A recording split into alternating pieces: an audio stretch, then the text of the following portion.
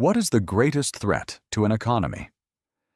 Many would say inflation or unemployment, but history suggests another answer: fear.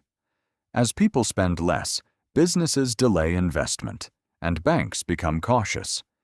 Each decision seems reasonable, yet together they slow the flow of money. Before long, the economy weakens not because resources disappear, but because confidence does. A crisis rarely begins with one dramatic event. It grows through thousands of ordinary choices. A family skips dinner out. A restaurant orders less. A supplier cuts production. A worker earns less and spends less. One decision leads to another until the entire economy slows. No one intends to create a crisis, yet everyone unknowingly contributes to it. For generations, economists believed markets would recover on their own. Prices would adjust, businesses would return, and governments simply needed patience. It was an elegant idea that shaped economic thinking for decades. But when a historic crisis arrived, many began wondering whether waiting was really the answer. In 1929, the old ideas faced their greatest test. Banks failed, factories closed, and millions lost their jobs. Recovery never seemed farther away. While most experts still urged patience, one British economist believed the real question was different. Instead of asking how long recovery would take, he asked who should make it begin. That economist was John Maynard Keynes. Looking at the Great Depression, he reached a different conclusion from most of his peers.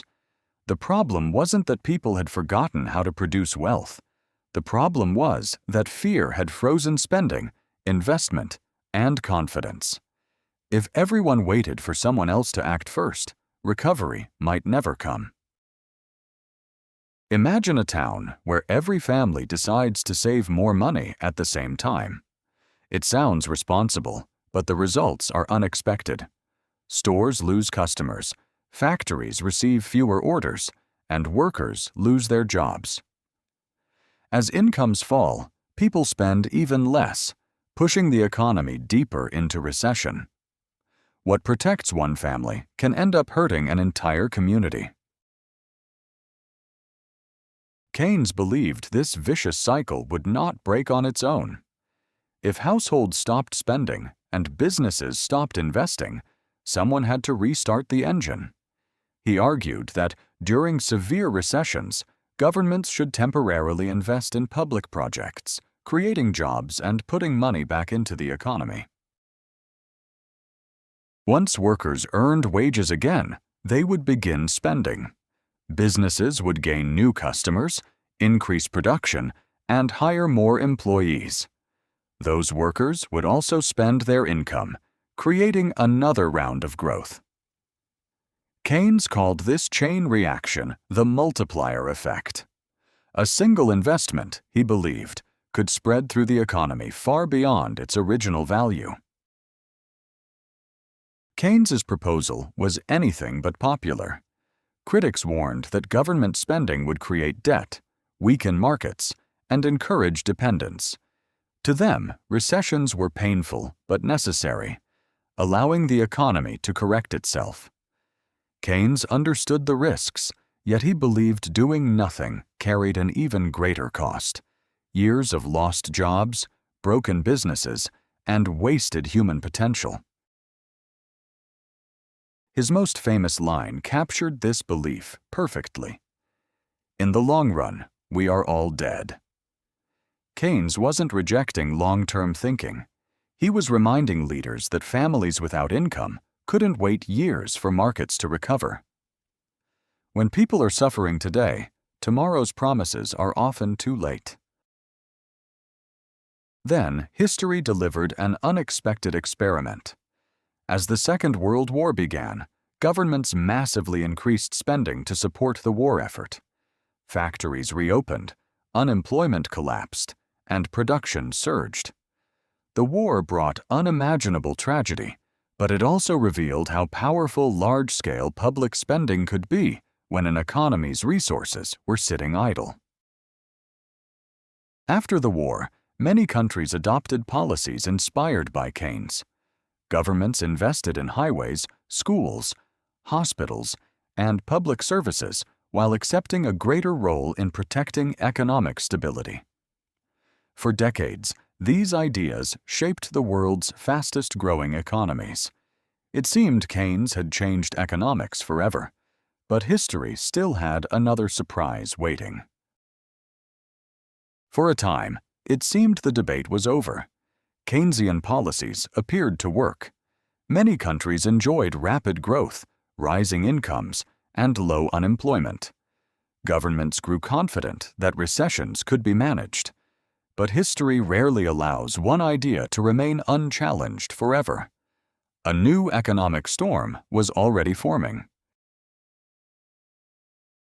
During the 1970s, economies faced an unexpected combination of high inflation and rising unemployment. According to traditional Keynesian theory, these problems were not supposed to happen together. The crisis shook public confidence and created an opportunity for a new generation of economists to challenge the old consensus.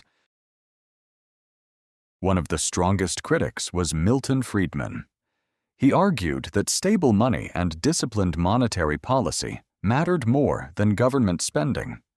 Instead of asking governments to spend more, he believed they should create predictable conditions so businesses and markets could grow on their own. Once again, economics found itself divided between two very different visions. Yet the real world refused to choose only one side. During periods of stability, many governments embraced freer markets.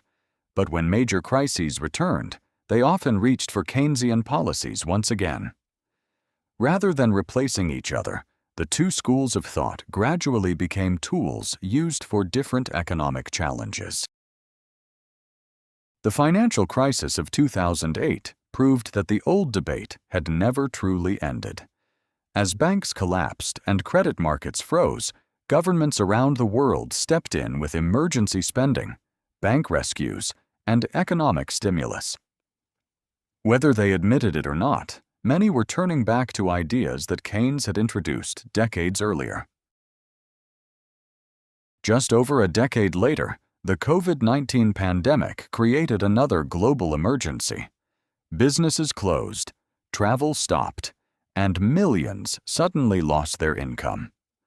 Once again, governments increased public spending to support households and companies. Different crisis, different century. But the same fundamental question returned. Who should act first when the economy stops moving? Keynes never argued that governments should spend without limits or control every part of the economy. His message was simpler. When fear spreads faster than confidence, someone must be willing to break the cycle. Markets, businesses, and governments all have a role to play, but recovery always begins when confidence returns. So perhaps the greatest lesson Keynes left behind isn't about government spending at all. It's about understanding people. Economies are built on factories, technology, and capital, but they move on expectations. The next time the world faces another crisis, remember the question we began with. What is the most dangerous force in an economy? If history is any guide, the answer may still be fear, and the courage to overcome it may be the first step toward recovery.